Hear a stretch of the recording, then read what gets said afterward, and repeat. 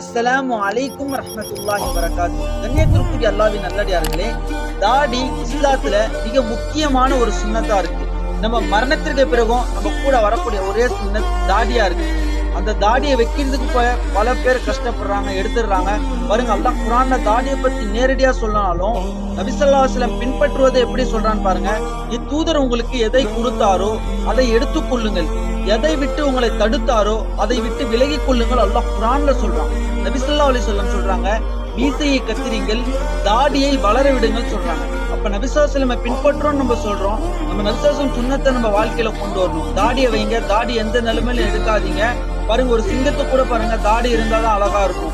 ஒரு ஆடுக்கு பாருங்க தாடி இருந்தா அழகா இருக்கும். அல்லாஹ் பெண்ணையும் ஆணையும் வேறுபடுத்தி காட்டுறான். பெண்களுக்கு தாடி இருக்காது, ஆண்களுக்குன்னா தாடி அல்லாஹ் வேறுபடுத்தி காட்டுறான். அதனால நபி ஸல்லல்லாஹு அலைஹி வஸல்லம் சுன்னத்தை நம்ம வாழ்க்கையில கொண்டு வாங்க. தெரியாத நண்பர்களுக்கு இதை ஷேர் செய்யுங்க. அஸ்ஸலாமு அலைக்கும்.